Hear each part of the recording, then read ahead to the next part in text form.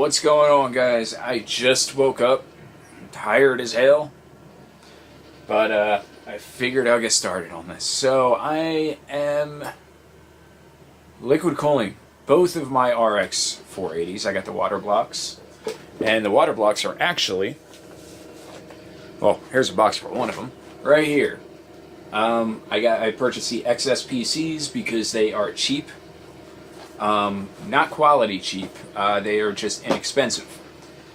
I've been using XSPC for a while now, and know this is not sponsored. I purchased this with my own money. And, yeah, the XSPC products have been amazing to me. I've never had an issue with XSPC.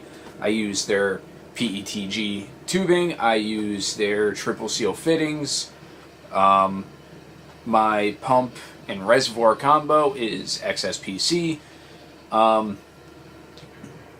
water cooling brands that I usually stick with is EK, or EKWB, XSPC, and Thermaltake for the most part.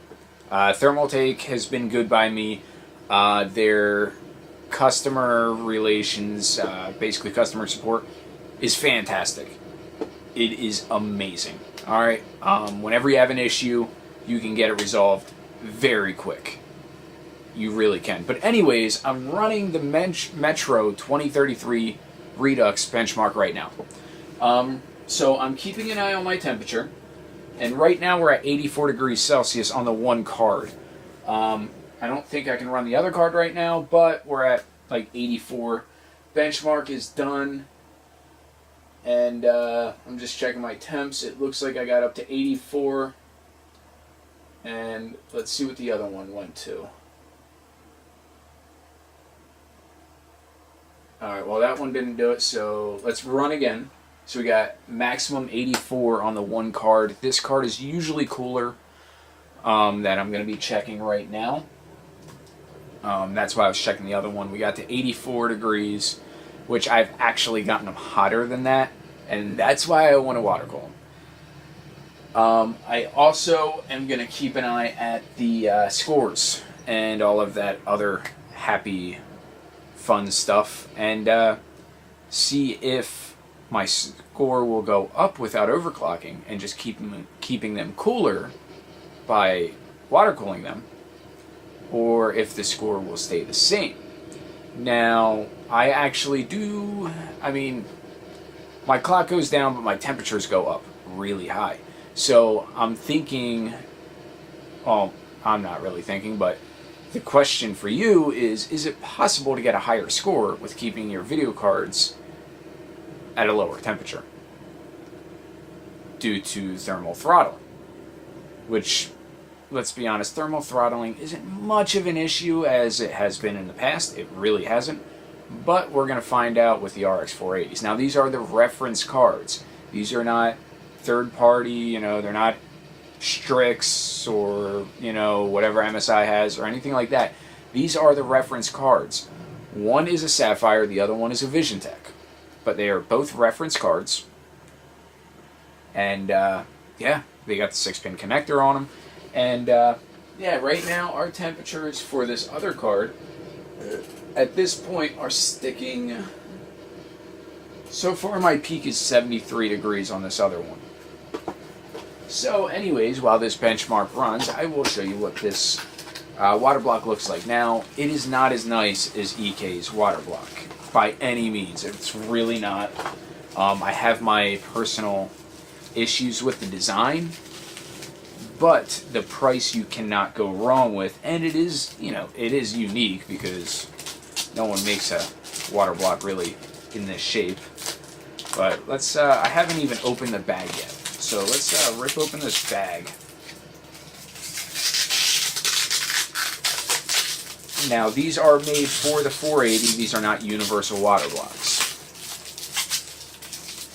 Do not get one of those universal water blocks. You want something that will take care of your card, full coverage, and that's what this is. So we got the bottom there. We got the top here. As you can see, there's no ports at the top. They actually come out of the front.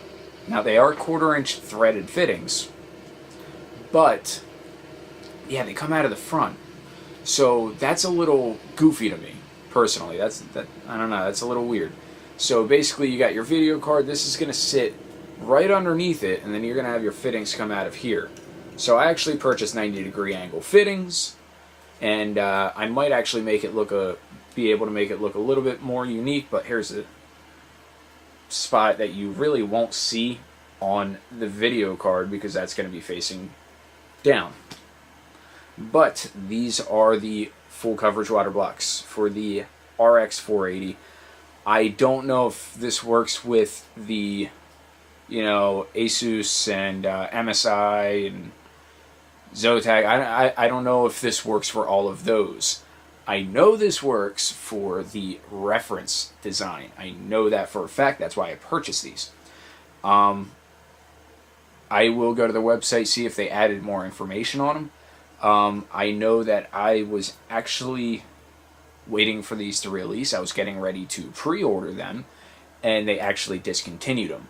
About a month and a half later, they actually became up for sale. So I don't know if they had an issue with the initial design, or they just put it as discontinued because maybe they were sold out for a time being, or they were switching it from pre-order to purchase.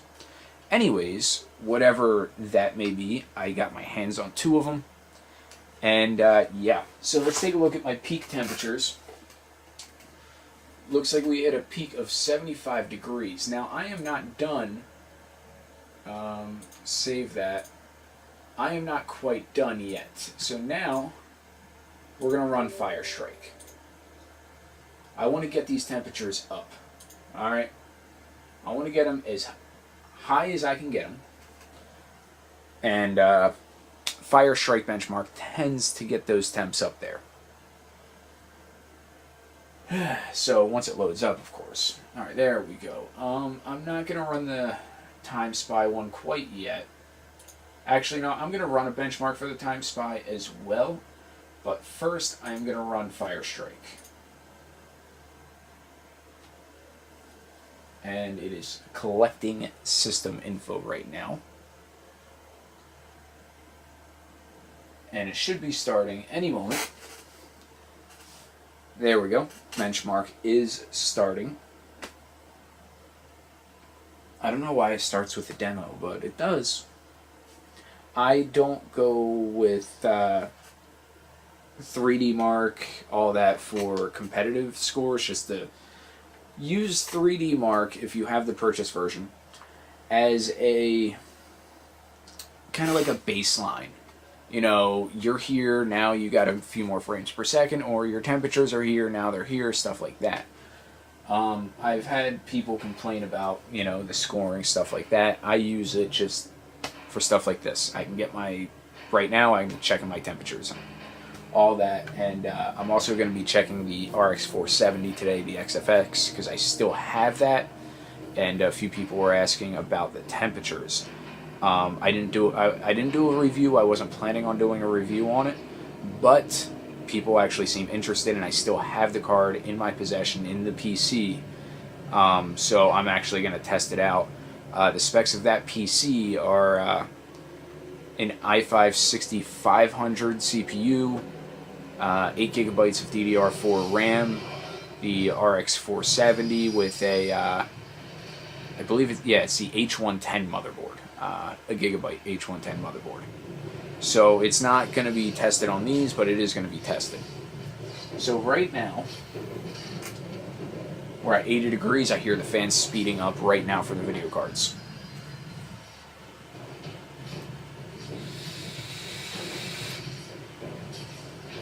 So now we're sitting at 81 degrees, so it's slightly climbing. We're now at 82 degrees. I want to see how hot I can get these fuckers. Now, the blower style design, fans, they're not a bad design. Especially these. I don't have any issues with the blower style. But the thing with blower style is, for my style case, which is now the P3, which is a small version, of that big boy, yes, I know my desk is a mess. I'm actually working on rearranging a lot of things. Right now I got 3 built computers right behind this camera that are, being sold. So, yeah, it's a little tighter than normal in here. Anyways, so it's a smaller version of the P5 case. So it's very open. It's not an enclosed case. So the blower style, it obviously still works. But the main point of a blower style, or where, it really shines over everything else, is more of a tighter area because it breathes out of the back of the card. And so you can actually put it in slightly tighter spots. I have a wide open space.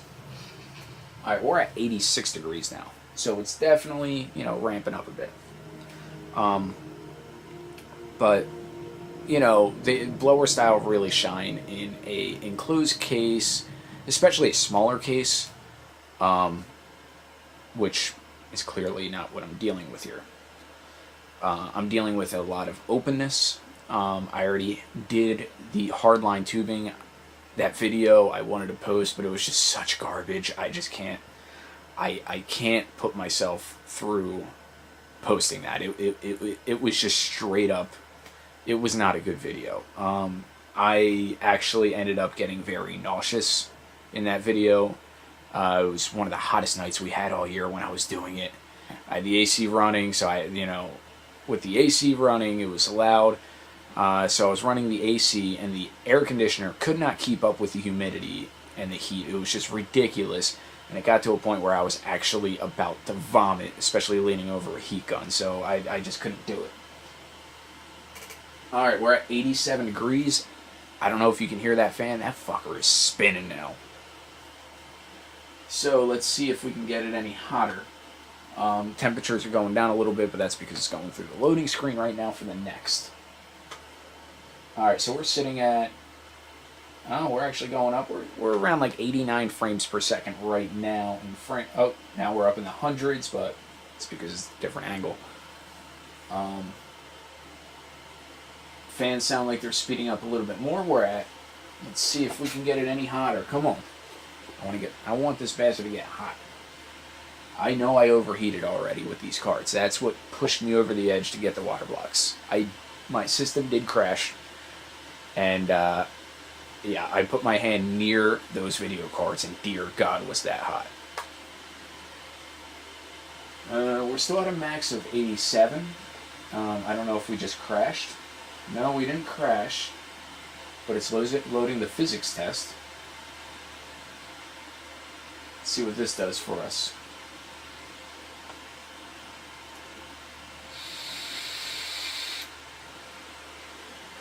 Temperature still going down, so it looks like at this point we hit a maximum of 87 degrees, which is still hot as shit. 87 degrees Celsius. Now, keep in mind, this is with 2 RX 480's, and they're close together because they're running Crossfire. If you're running one, it's not going to get as hot, but when you have 2 hot, just video cards just like this together, the heat they generate by themselves, let alone 2 of them put together, they get hot. They really do. So let's see. Oh, our temperatures are starting to ramp up a little bit again. And so yeah, I mean, it definitely gets hot. I haven't seen anybody run a 3-way Crossfire with these. I'm trying to do research. I'm pretty sure from what I found, you can do a 3-way Crossfire. So I actually might do it. I can't do it with the factory fans on it, but with these water blocks I may be able to. Okay, so let's see. Let's compare results online just to see what we're looking at. And we are almost on par with their 4K gaming PC. Better than 96% of all results. The 4K gaming PC is 17,805, and the score we got is 17,529. Now, let's go back to 3D Mark. Go to benchmarks. And you know what? Let's try out Time Spy. The brand new benchmark. I'm curious if we can get these temperatures any higher than they already got. And if we have a chance, I'm assuming it'll be that. Now I can't test 4K because I only have 1080p panels. So running a 4K test might not be all that useful. So we're just going to install Time Spy. We're going to see what we can get out of it. I really wish MSI Afterburner, it's not showing me my temperatures. I wish it was, so I can actually see both of my temperatures right next to each other. Because the second I switch over to the other video card, it's just going to be whatever it's set at to start the peak temp. So it's kind of redundant. So at this point, I'm rambling on, and I know that's not why you're watching this video. So I'm going to cut the video off now, and I'm going to kick the video back on once we get some temperature results on this benchmark. Alright, so I got my nifty little remote right here, and I'm going to hit. Okay, so I was running the Time Spy. I got through the first part of the benchmark, so it was loading up the second, and I lost signal to both of my monitors. Now my computer's still running. As you can see, my mouse is lit up, my keyboard's lit up. They overheated. That's basically what happened. So let's well, that or they drew way too much power from the PCI lanes, and that could be what happened, but pretty sure they fixed that issue. Not 100% on that, but at this point, I gotta shut the PC down. So at this point, instead of restarting it, let's get it on the little table that I have and start draining the liquid and get started on adding both my GPUs to the loop. Handy dandy remote. Okay, so we got the PC right here, as you can see. All hard line. I got my two reference cards right here. So right down here, let me try to zoom in for you. I'm going to angle it down a bit. Okay, as you can see, I got a 4-way splitter right here, which in all reality I only needed 3, but I had a 4-way sitting around. And then I have a ball valve. Let me spin this the way I want to, just to make sure it doesn't go loose. There we go. I got a ball valve right here. And I got a plug on the bottom of it, so I'm going to take the plug out. And this is an old piece of soft tubing that I have with a 1/4-inch fitting. So I'm going to try to thread it on. It's not going to be the easiest task, as you can see, because I got that and that. But let's give it a shot. And you know what?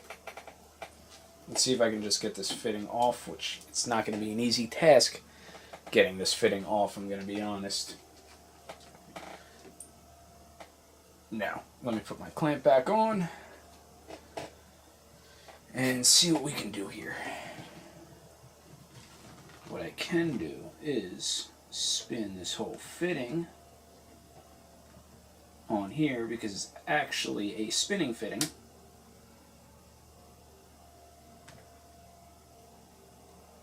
So let's try to spin this fitting. No. Okay, that's already turning out bad for my part.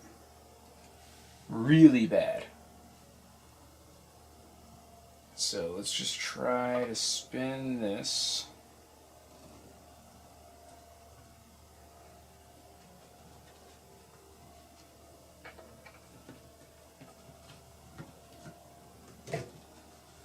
I didn't think this one through, but I'm already here.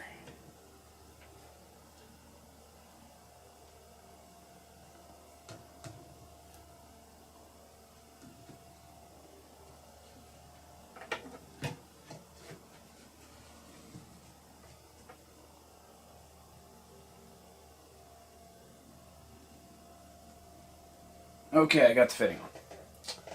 So I got a gallon jug with all my blue liquid.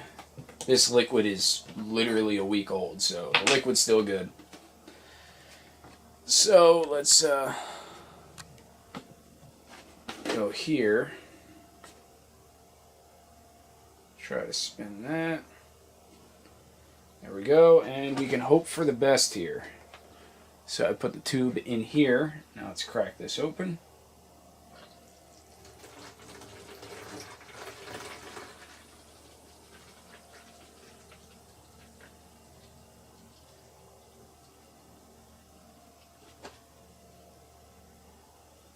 Alright, reservoir is empty. Air starting to flow through the system.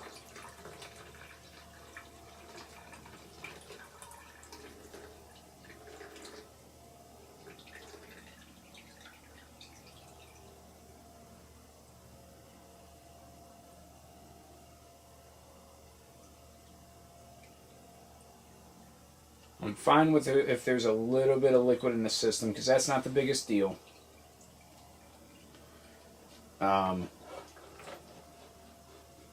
The biggest deal is to make sure that I don't have any liquid for the tube that I'm taking out, and also that I don't leak out of my water block when I do it all.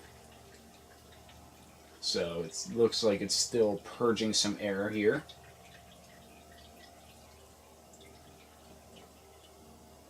Let me try to angle this a little bit. See if I can get some more liquid out of here.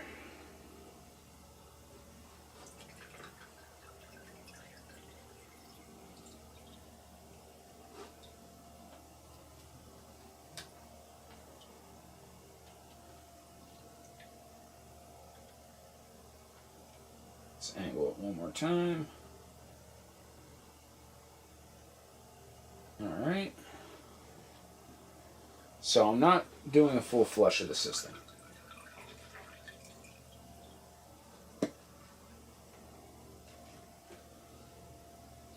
Alright, let's close this ball valve back up. And put the cap back on that gallon. Alright, so you can see I got the liquid out of like 90% of the system here. There's only a little bit on this bottom tube right here, which I'm not taking off. I'm actually going to be taking this top tube off and literally going into the video cards from here into this. So that being said, the next thing that we have to do before I do anything else is I'm going to take the video cards out. Oh wow, so it looks like I've actually made them pretty tight, so I'm going to grab my screwdriver here. Doesn't matter which one I grab, as long as I grab a screwdriver. So this is the one that I grabbed here. Alright, and we will go with this bit.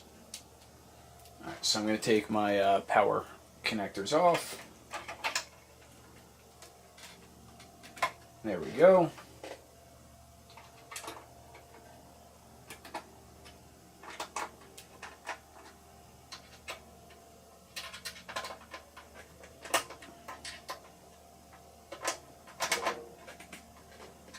Alright, looks like they're all pretty loose now, so hopefully, nope, can't get them by, oh, wrong one. I'm an idiot. So, got one screw out. Second screw out. Alright, let's pop this first video card out. And I'm actually going to be hopefully finding some back plates for this, or I'm going to custom make some back plates. Because I'd like to have a back plate. So, here is video card number one. This is the Sapphire. That's still pretty warm, obviously. Alright, so now let's get this next card out.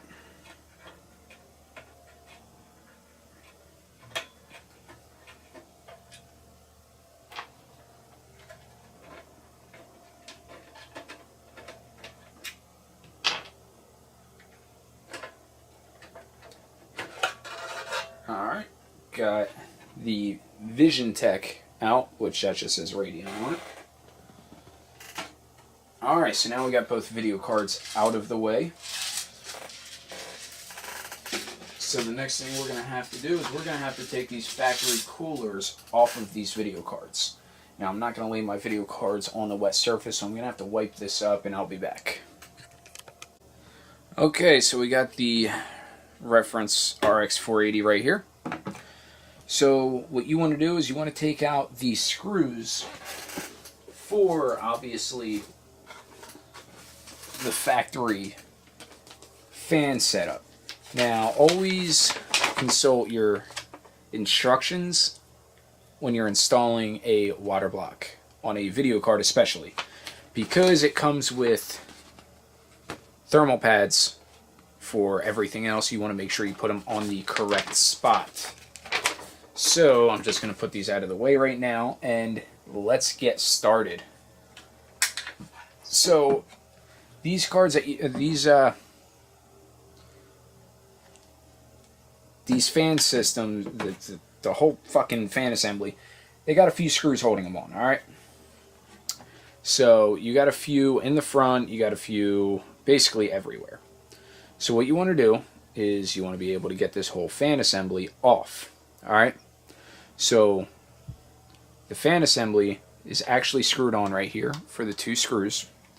So you want to take these two screws out. And they're actually on there pretty tight, which is obviously a good thing. Now, don't lose any of your screws. And make sure to be gentle and don't fucking just rip on things, because you won't have a good time. We'll just put it that way. Looks like this screw may not have to come off, actually. So let's get started on these bottom screws here. And they are Phillips head screws, okay? So the first one that we want to take off is right here.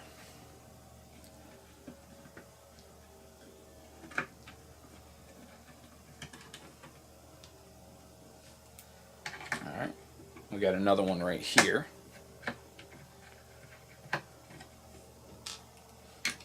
Basically, all the screws that aren't holding this centerpiece on, actually, it looks like you got to take all these centerpieces off too. So it's looking like all the screws on the bottom of the board.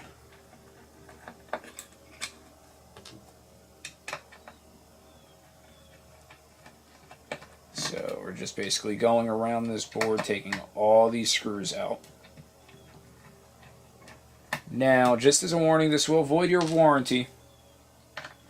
So if you do not want to liquid cool your, if you do not want to lose any kind of warranty you have, do not water cool this video card, because, yeah, it will void your warranty. And they can tell. They're not idiots. They even have a sticker over the one screw that basically says warranty void if removed, and I guarantee that is the chintziest fucking sticker, so the second you look at it the wrong way of removing it, it will show that you removed it. So let's see if I can be gentle here.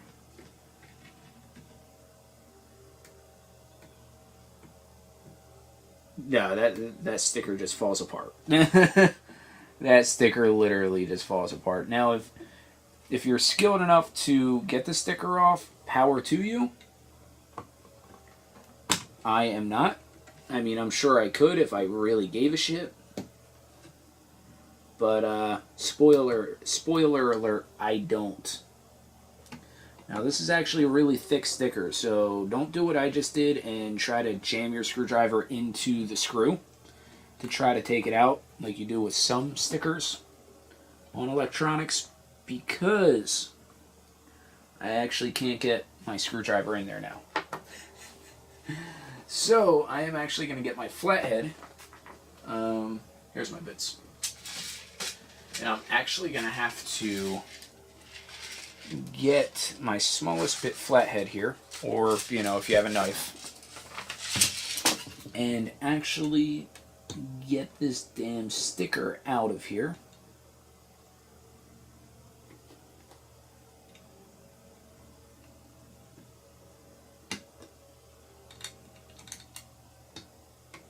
We'll see if that works.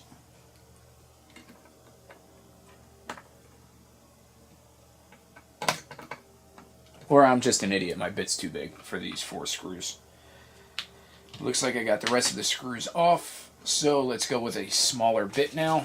So these 4 screws right in here are actually smaller. There we go.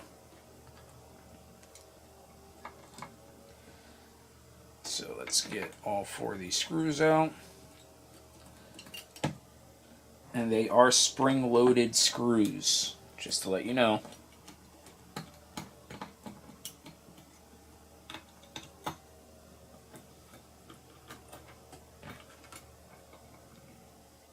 There we go. Now, for all intensive purposes, everything should be loose from the fan assembly. So let's just try to wiggle it back and forth to pop it off. Don't force it either. Literally just be gentle with it. Alright, now when you have it like this, so you can see it's slightly off, not completely, you actually have the connector for the fan right on the header right here, so you got to pop that off. So let's try to get it off with my finger here. It does not want to pop off easily. There we go, come on. Almost there.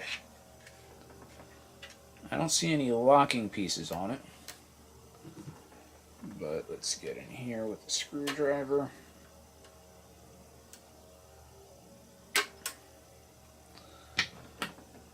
Where's my flathead bit? There it is.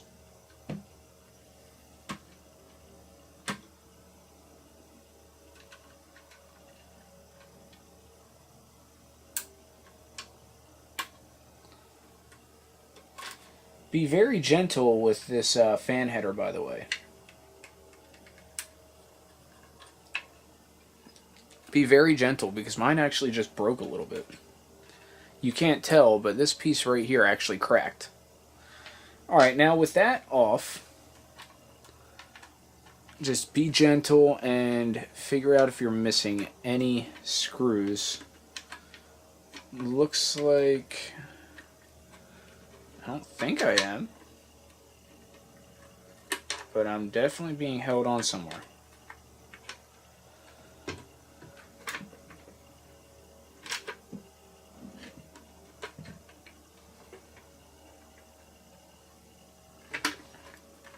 And like I said, don't force it, because you don't want to knock anything off of this damn board. Because at that point, you're going to be a sad panda.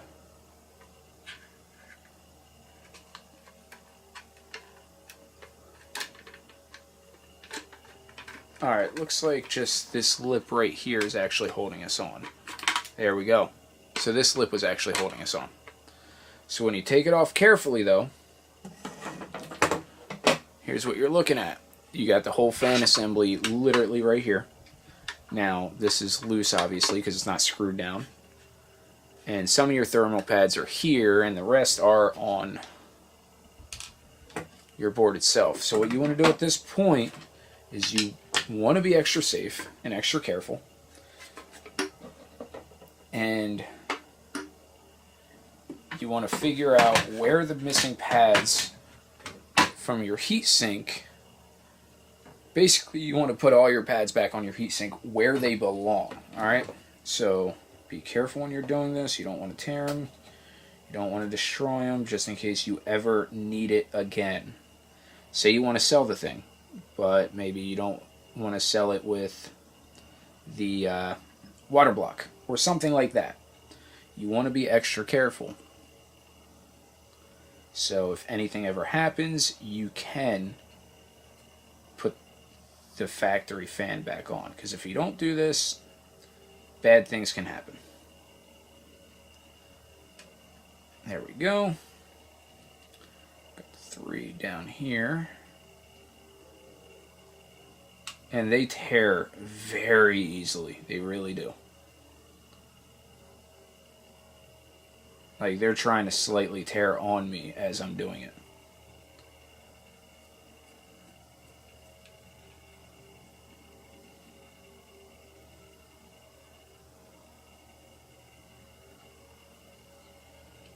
And we got one more for this row. There we go. We got one side one right here. There we go. And you'll actually see where they belong. You actually have a slightly raised spot, and it's kind of shiny. Now you got a really long piece right here, so be extra careful. Like with this long piece, I'm assuming, because it can tear easily. Actually, this one's coming off very easily. And that long piece looks like it goes right along here. So let's see if we can get this right where it belongs here. Alright, that's pretty close here. That is actually workable. And yeah, so that's what we're looking at now. Next thing we got to do is we got to clean all the factory thermal paste off of the GPU itself. So I will be right back with my alcohol. Okay, so I am back, and we can clean off the thermal paste.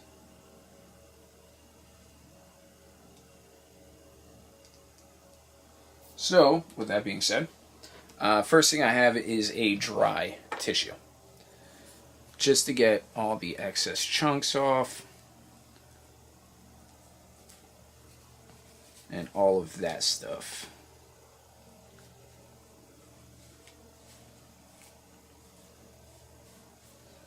Alright, now I'm going to grab another tissue here. Should have grabbed the second one to begin with. There we go. Okay. Now I'm going to get my alcohol. Fold it up again. There we go.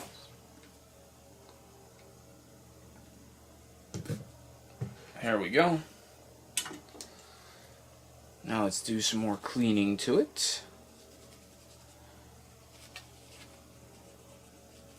You want it to be nice and clean before you throw your new thermal paste on it. Now with it hanging over the edge, whatever, it's not that big of a deal, because the factory thermal paste is non-conductive. So that can stay there, whatever, on the outside of it. So that's nice and clean. And everything else looks nice and clean here. All the stickiness for the most part came off of all the VRMs, all that. So, excuse me. That is all taken care of now. So the next thing, oh my God, I'm sorry. I apologize. So the next thing you want to do is grab all your screws here that you took off of your factory heatsink and literally just thread them in, just so nothing is missing, because you don't want to have missing screws. So I'm literally just going to thread my screws back in here, just so shit doesn't go missing. You don't have to tighten them, you don't got to rip on them, just, you know, thread them in enough so they won't just fall out.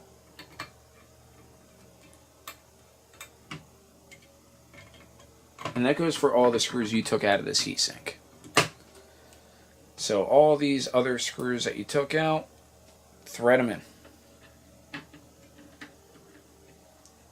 Say, you know, you just purchased your water block and you basically plan on keeping it water cooled, and you want to sell your factory heatsink. Well, you know what's going to make it sell better on eBay? Including all the damn screws with it. I'll tell you that right now. Or like I said, say your pump goes bad, and you got to air cool. You know, you got to run air cooling for a little bit because you don't have an extra water pump. Well, if you hold on to this and keep all your screws, you can throw this factory fan back on and not have to go searching for screws or go to a hardware store or be screwed. You can literally just put it back together. Because I've actually had pumps on me die, and it is not a fun time by any means. So I'm spending the extra time getting these screws into this factory fan assembly, because I don't want shit to go missing. There we go. So all my screws are back in here.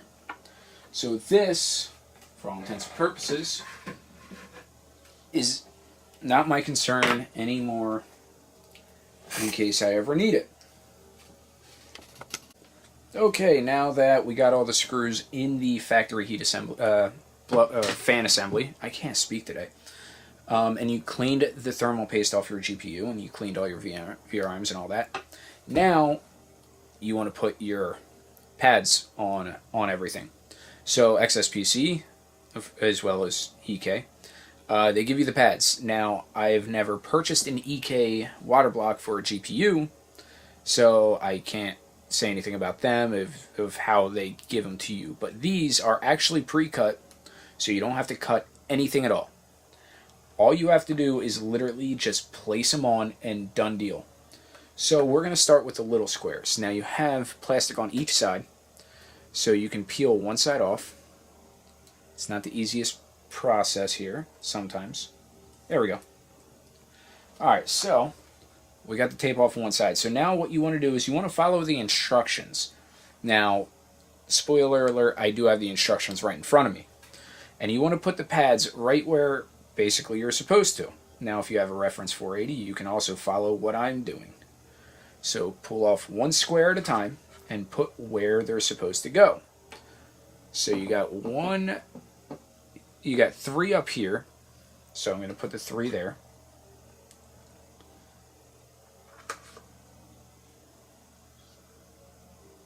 There we go. And we got one more for this top row.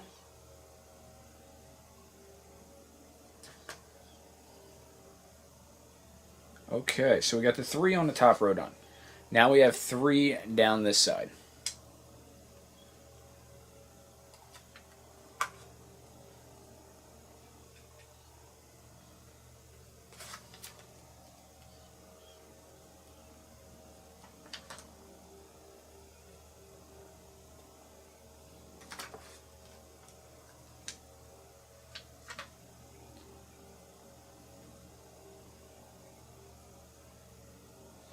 Alright, now we're going to have one right here. And we're going to have one right here. Okay. Come on. There we go. Alright, as you can see, we're out of squares, but everything is on, with the exception of the long strip. Now, the long strip, I will show you where that goes. Tape is a little bit thicker here, or at least the one that I'm peeling off here. And I'm just going to peel off the other side right now, because I'm going to lay it down, and that will be that.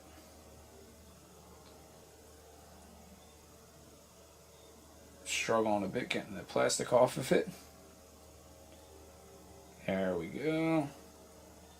Be careful when you're taking the plastic off it as well, because you don't want to rip on it, because you could rip your whole thing. So what you want to do is you want to line up with these bigger pieces right here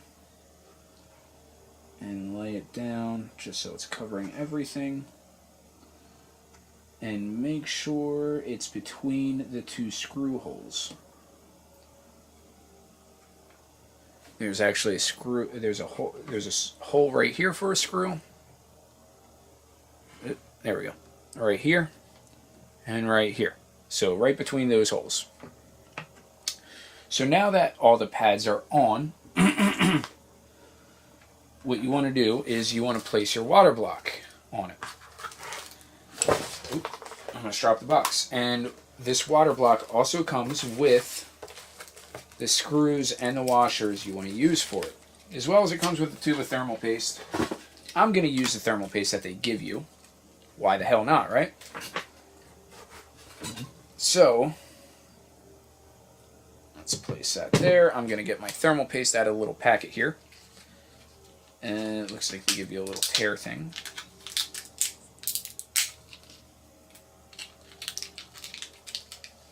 Now I'm using this thermal paste because it's right next to me, really. And, you know, like I said, I trust XSPC. It doesn't say if it is conductive or not, but I would assume it's not. That's just my assumption. Don't quote me on that one bit of information. There we go, got the cap off. So you don't need much. Now, as Jay's 2 cents showed you, it doesn't really matter how much you put on.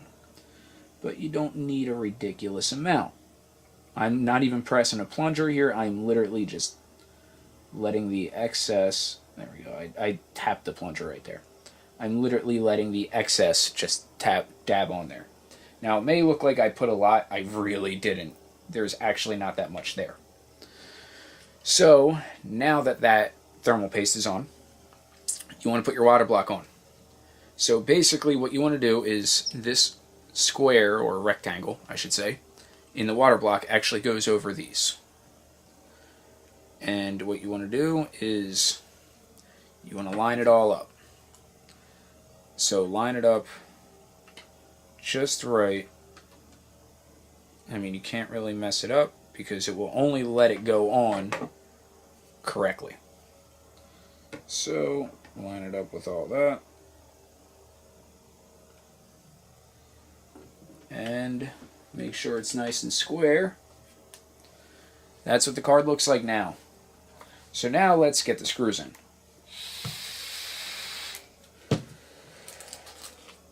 So I'm going to take all the screws out of the bag and the washers. It actually comes with washers with it as well.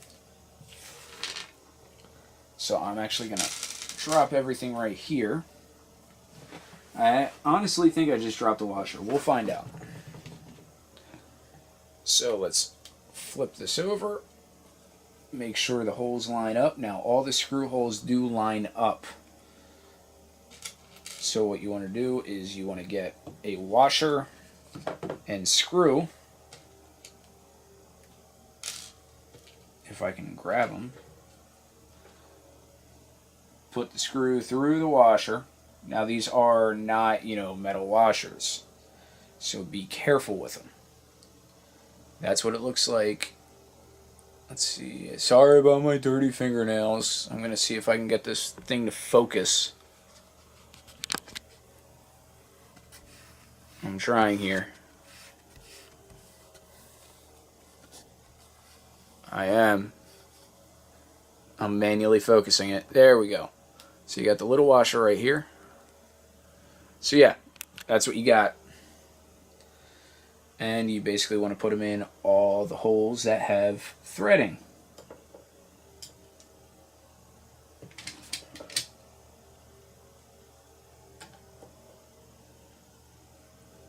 Now don't crank them yet. Just literally don't even snug them on yet.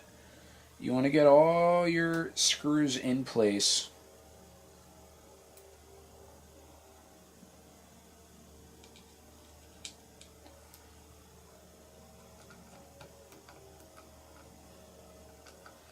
Before you tighten them down.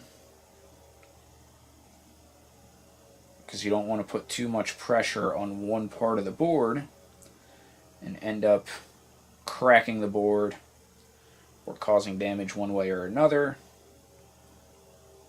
And this is another tedious task on this video. But I'm not going to speed up this first board. I'm going to have the other one sped up. But this first board, I'm doing it in real time to show you how long it takes, which it should be quicker than this. Well, obviously it would be done quicker than this for me. But I do enjoy helping people out.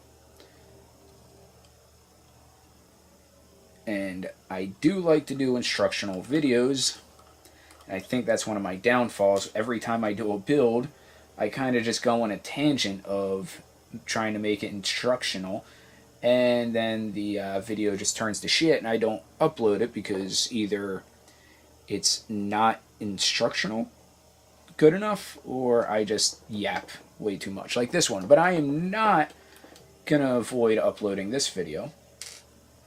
I'm actually going to upload this.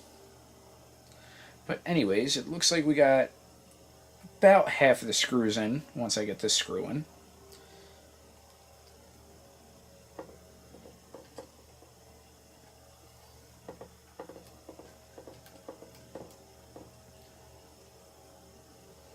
Alright. Next screw. It can drop right in there. And basically you can just follow what I'm doing here. Once you have it upside down, you'll see where the threads are, you know, what holes to put the screws in. And be able to go from there, to be honest. Like, it's pretty simple here. You'll see where you're supposed to put your screws. You can't really mess that part up.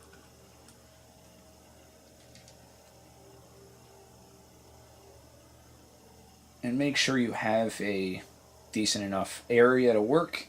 I don't have a big area. You don't need a huge area at all.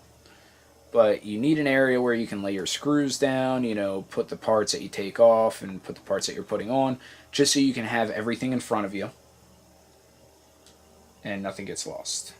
And I see right now that I definitely, for sure, lost one of my washers. So after I get these screws in, that last screw, I'm going to have to look on this carpeting for that last washer.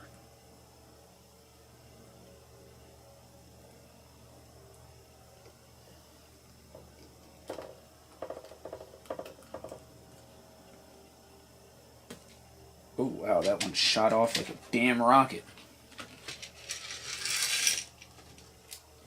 Wow, where the fuck did that go? There it is.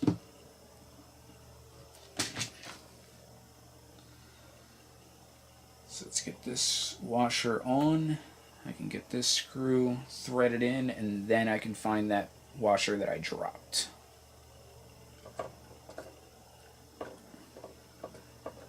Because they do not give you extras. There it is. It actually stuck out to me. Okay, so let's get this last screw in.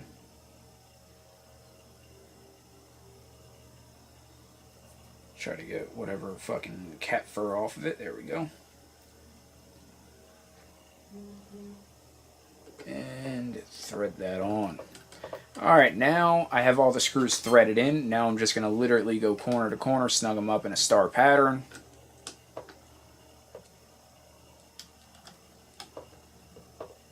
This is kind of a corner to me, so I'm going to snug both of them up.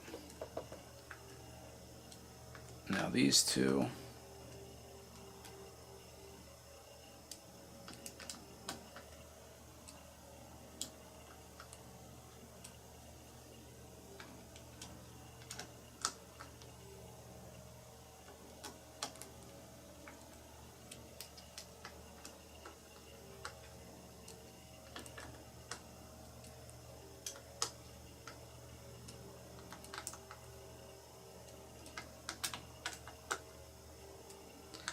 Now at this point, just going to make sure they're all nice and tight.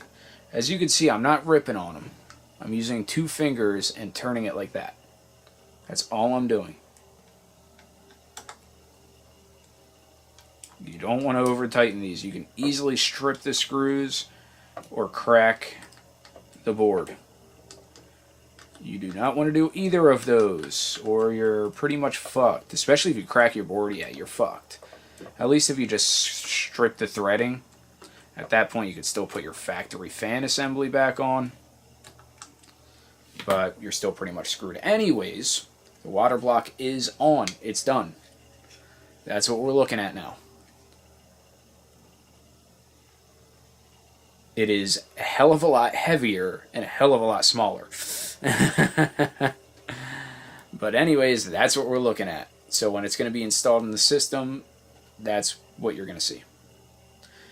Anyways, the next one I'm just going to do sped up.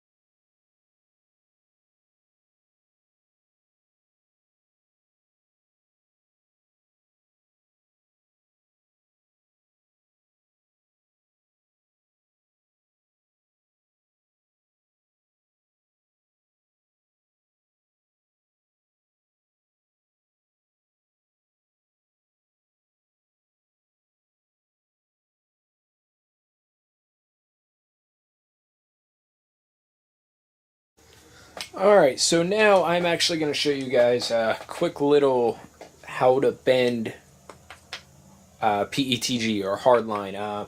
I've never actually bent acrylic, but from my understanding it's the same process for the well, 99% same process.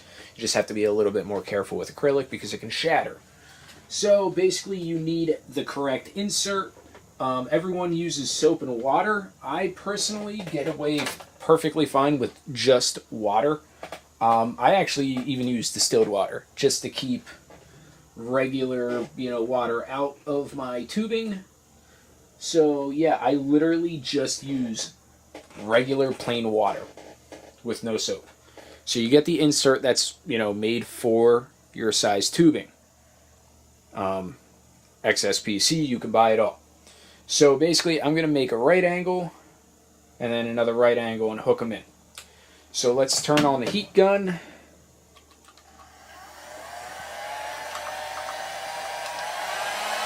Alright, I'm going to turn it up to 730 degrees Fahrenheit. You don't need to have it this hot. This is just the temperature I'm used to running at. Have the insert in. And basically figure out where you want your bend to be. And I'm actually going to put the insert all the way in so I have less of hanging, so it's easier to spin. Now when you find the spot you want to bend at, you literally just spin it and go back and forth. You do not want to heat the same exact spot, and you don't want to do that either. You don't want to drop your tubing on the heat gun because you don't want to put any bubbles in it. And just be patient and you'll feel it starting to bend.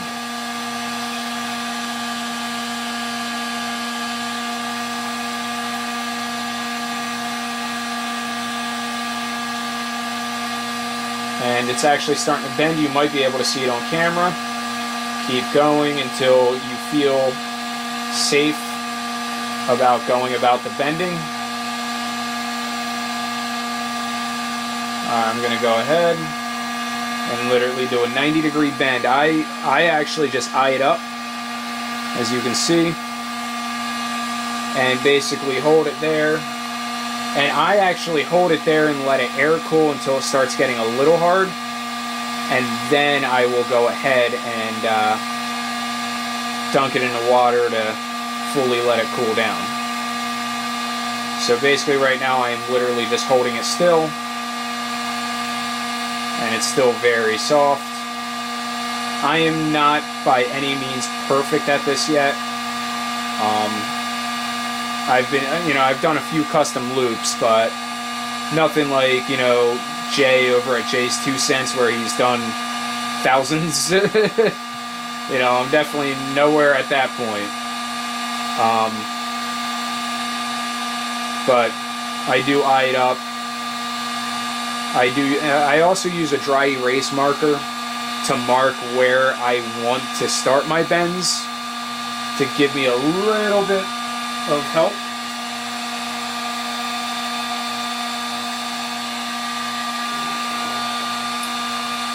Alright, well, we'll see how that bend looks. Let's get this insert out. And that's what we're looking at, 90-degree bend.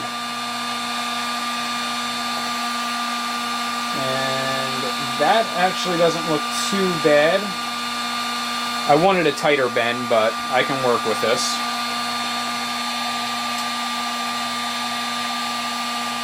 Alright, so basically, I need it to come out right there.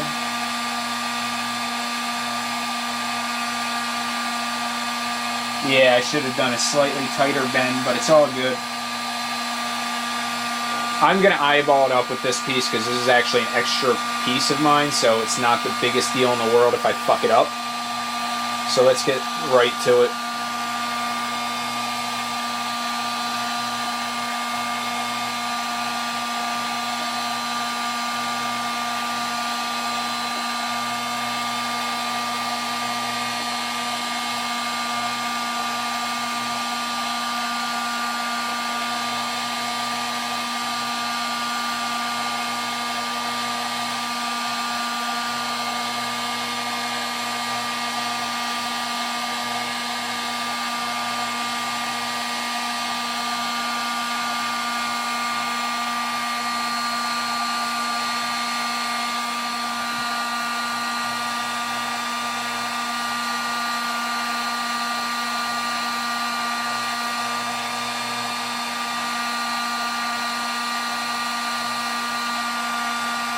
It's not perfect, but it'll work.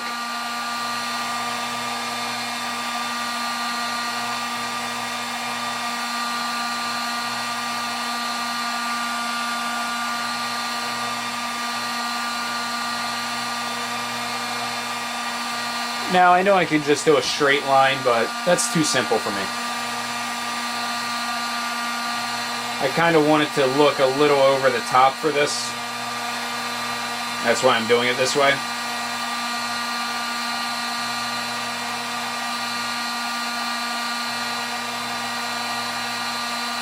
So I'm just holding it here so it hardens up.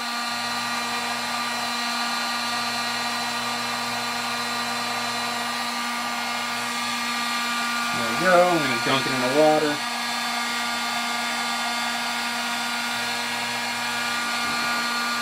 And let's get this insert out. And we got a little half circle. So I am going to do a cut on right here for now. Let's see where that comes out. I'll cut a tiny bit more off.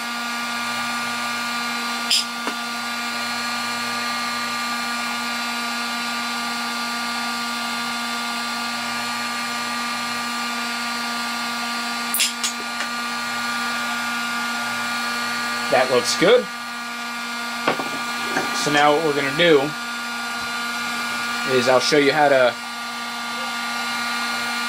use these fittings. Later in the video I'll show you more in up close for the whole fitting, but basically what you want to do is you want to get your collar around your tubing. You'll have an extra seal or an O-ring. Put that right over your tubing, like that. Now do that for both pieces that you're going to be putting in the fittings.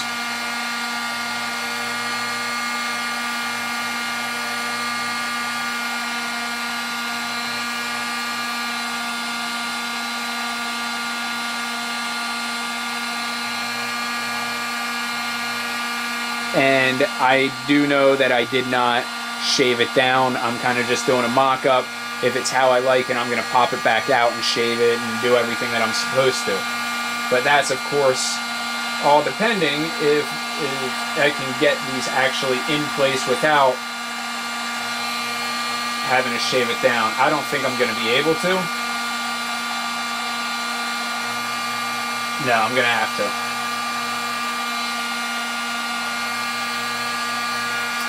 So let me go get my tool.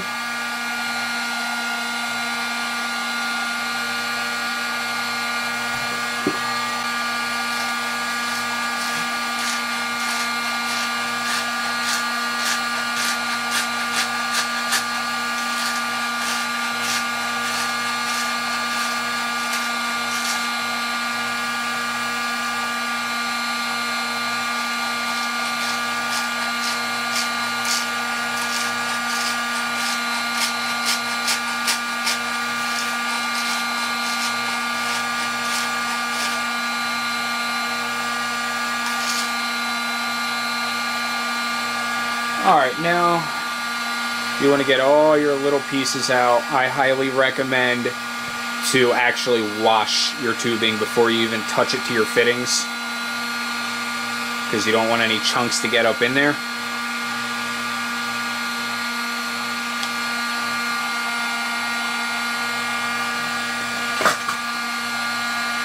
Oops.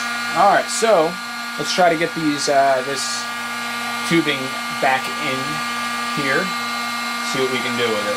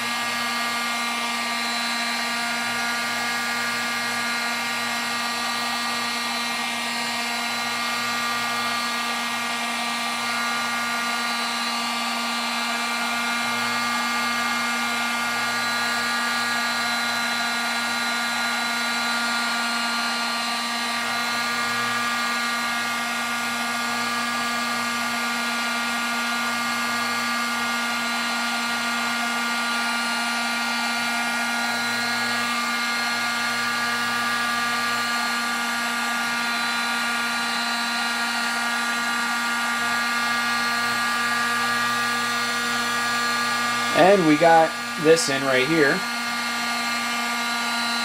So now we're going to have to just make a 90-degree bend on a tubing if I don't actually already have one bent right for it.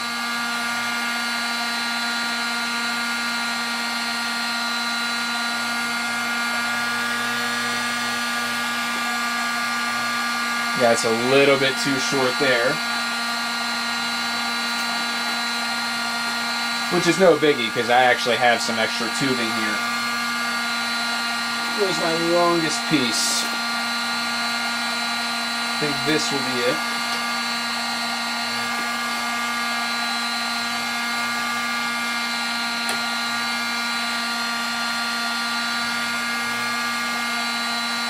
And all I'm going to do is make a 90-degree bend here. And just figure out a rough estimate.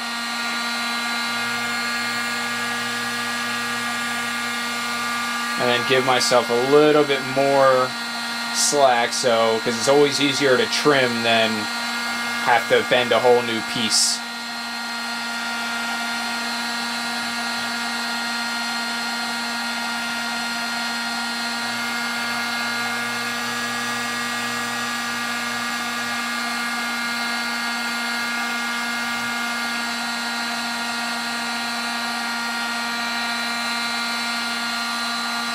Alright, we'll see if that's a good distance once this cools down.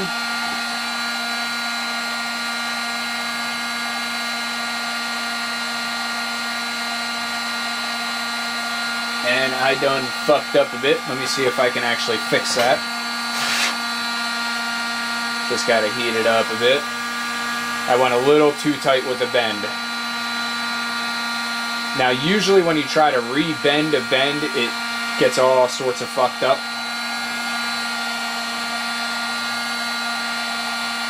Okay, the 90-degree bend will not work in where I dunked it. That's why it kind of got tighter than a 90-degree.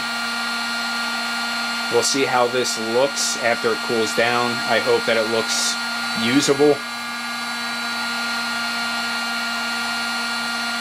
You know, I'm not too picky when it comes to my own build. When it comes to customer builds, if this was a customer build, this piece would have been in the trash. And I also want to use the scrap piece. I would, you know, I tend, on customer builds, I use all brand new. This is just random scraps I had laying around. Alright, that feels pretty cured. So let's try to pull this out.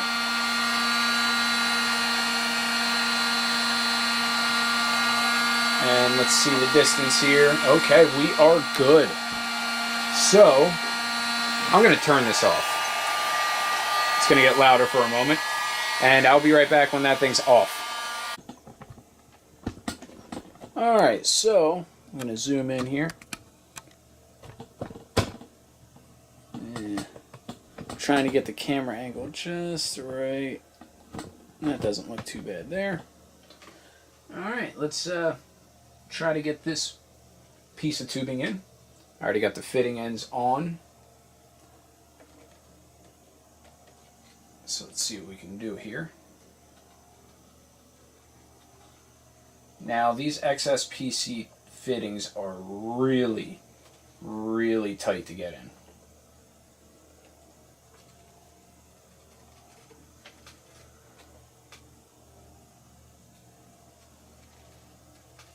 I'm actually not even past the first seal, it looks like.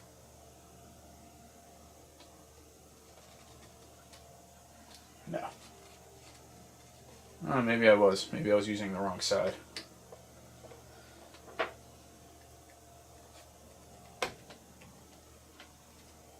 That felt more correct.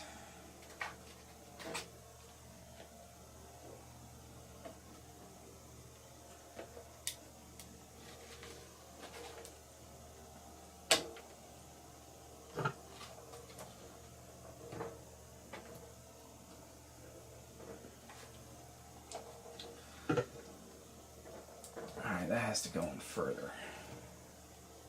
So I'm only past the first seal on that. There we go. Got past the second.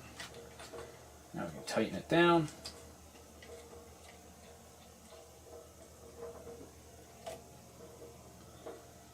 Now we're going to push this one up and try to thread this one on as well.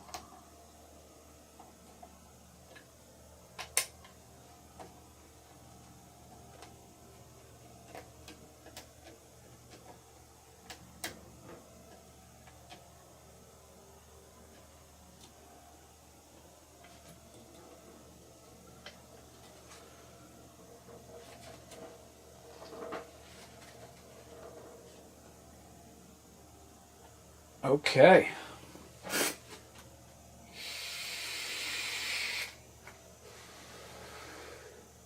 And me vaping is actually going to come in handy later in the video. So we got this initial bend, and right underneath there we got that bend right there. So now we just have to connect there to there. So I was hoping to have it more of a symmetrical look to it. And if I was going to go straight up and down there, have this straight up and down there. But that's going to require a hell of a bend.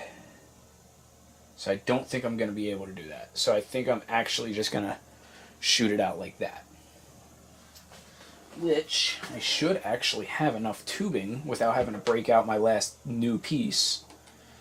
If I do a 45 here, then a 90-degree down, I should be golden. So I'm thinking make a 45-degree angle right about there. So now I'm going to break out the heat gun again, and we're going to get right into it. So let me move everything off of the desk again.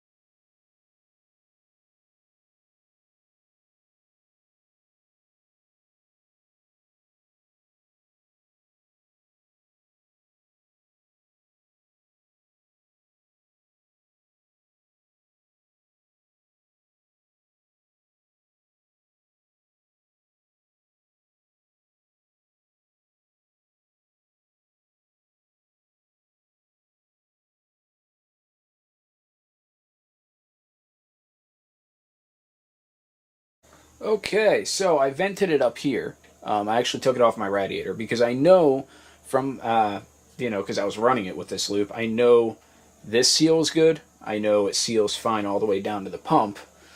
So let's make sure my cap is tight enough. All right, so let's give it another shot.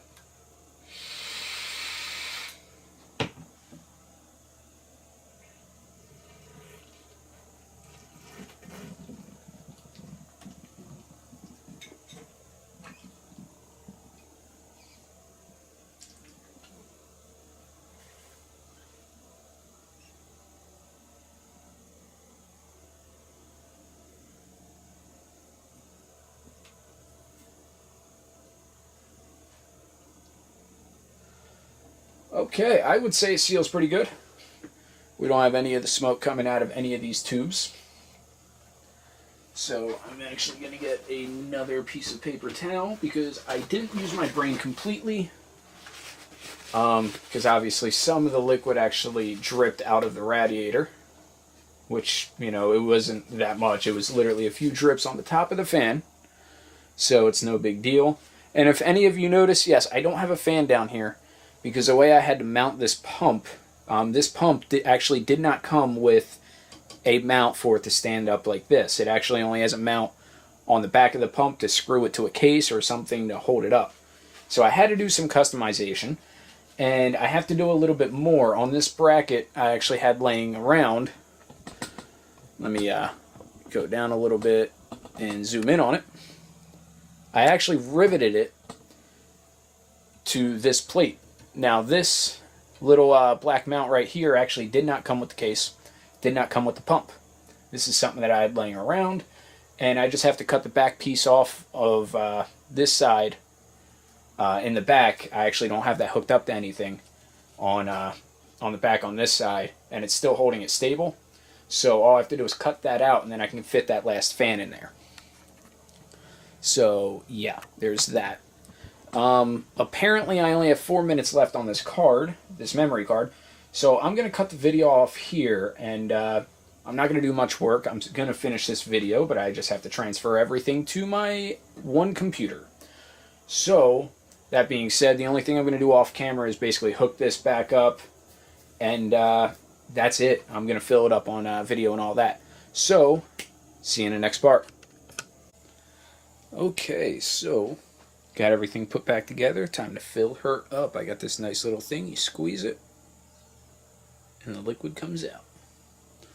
So let's just get that in one of the ports here and start dumping it in.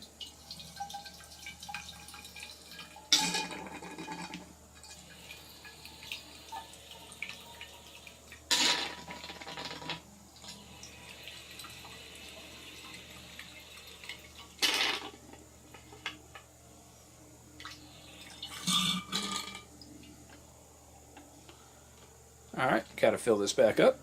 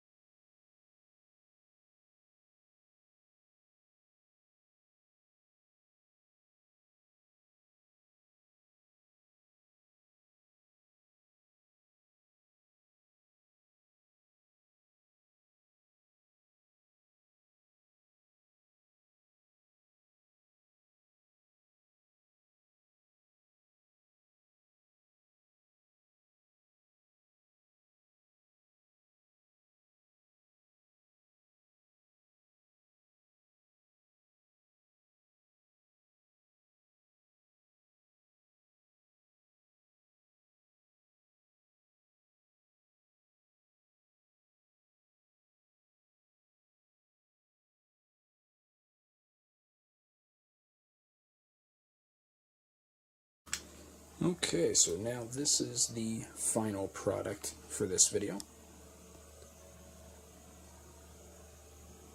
And I think that actually turned out pretty nicely going that route with the tubing on the left side, the left fittings, instead of going straight down. Going straight down, it's a very standard way that people do it, and for most water blocks, I understand, you know, the threaded fittings only go up and down. Well, these came out straight, you know, they came out horizontal instead of vertical. So I figured might as well do a little something different with it. And I think that actually turned out pretty nicely. And then we have that right there. Goes up to the CPU. Then the CPU, instead of just making a right turn and then up, I decided to make the left up and go around with it. And then into the radiator, and then out of the radiator. We go down into the pump. So yeah, that's what she's looking at. And luckily, this drain is actually on a fitting that spins, so I can actually put the handle, spin the handle for this ball valve to the back, because if I had it forward, it would not fit, because I can't even fit my pinky between the fitting and that. I got very, very lucky. It's actually touching the glass now. Now that I had to move everything around, that's actually pressed up against the cover. So yeah, now let's go back and do some more benchmarks. Alright, so we are running Firestrike right now. That's actually the second test from the benchmark. And so far, our peak temperature has been 48 degrees on the hotter card. So this is graphic test number 2, because the first one's the demo, then graphic test 1, this is graphic test 2 now. And we will see what our results will be.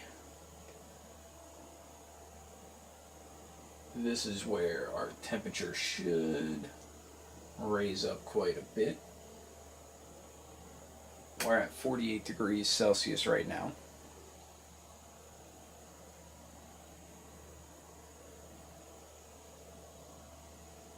And our video card activity is at 100%. And our current speed for the video card has not went down since the beginning of the test.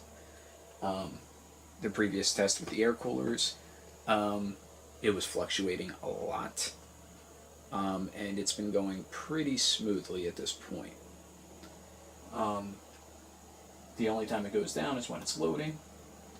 But now that it needs it, it bumped up to 700, so this is, I'm guessing, more of a, this is more of a CPU bound test right here. So this isn't really going to raise my temperature, considering my temperature is already back down to 40 degrees Celsius. At idle, it was at 30. Alright, we have a combined test coming up. Let's see how everything works together in the loop.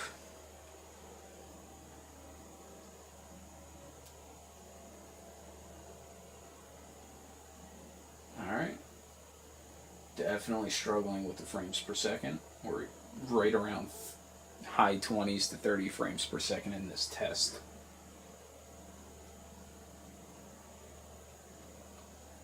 Alright, we're back at 48 degrees Celsius.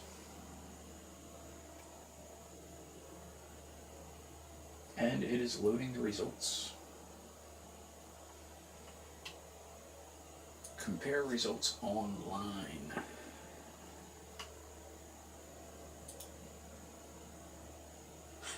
Our score went up. So I don't remember our exact results. Let me take a look at something here. Let me click my results. Okay, so here we go. They were both fire strikes. They were both today, 8/27/2016. The first one was at 11:13 a.m. and this one is, okay, it's not even, okay, so it's going by a different time than mine. So according to this, I did it at 11:13 a.m. and this test was at 2:56 p.m. So they were both today. And let's see the details on this. So this one I scored a 17,529, which is better than 96%. So we did 17,529 on the first test. Then this test we did 17,803. So we're in the same percentile, still 63% above all results. But our score did climb without any overclocking whatsoever. Now I'm going to use the Wattman and use the, I'm just going to do the built-in auto overclock. And we're going to run this test again. So let's close this out. Go to benchmarks. And I want to bump the frequency up.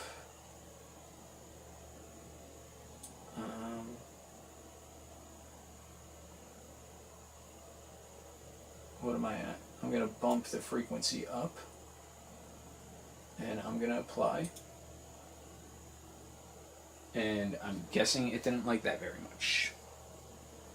Because I think we just lost signal. Yes. Okay. So using their auto overclocking, apparently it doesn't like it very much. Yeah. Nice job, AMD. Fix your shit. So the only way to get my video back is to reboot the PC. Fuck my life. So I'm going to reboot it, but right off the bat, we did receive a higher score with no overclocking. And as you can see, I tried to use the auto overclock, and shit done crashed. And I'm guessing it's probably the PCI issue, honestly.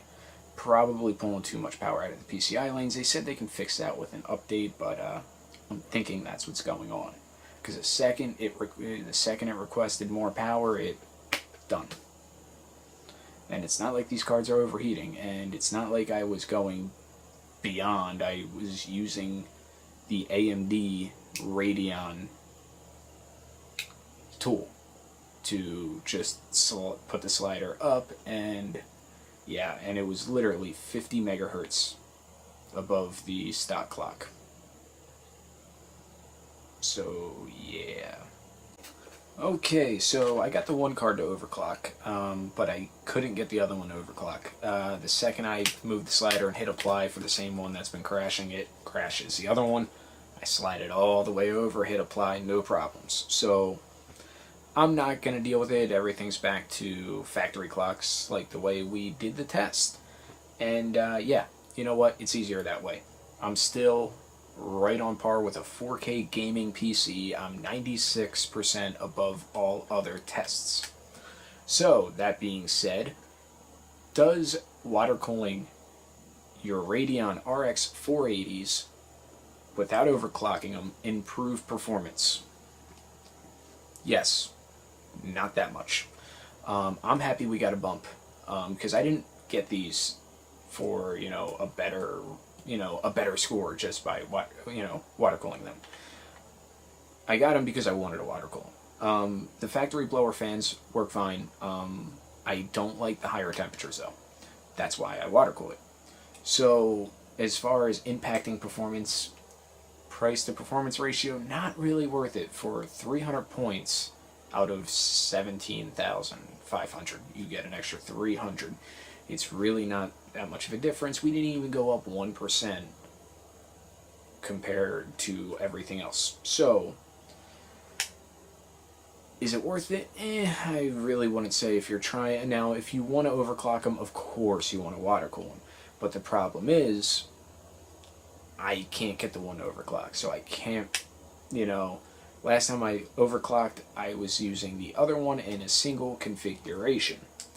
The other one that keeps crashing, I don't believe I ever overclocked that one, and looks like I got the short straw on that one.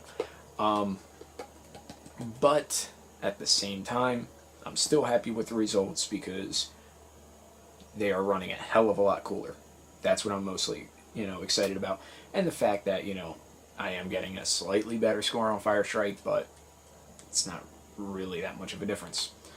That being said, I hope this video was helpful for somebody that was thinking about overclocking their RX 480, or they are and they wanted kind of a tutorial video, or you're just curious about it.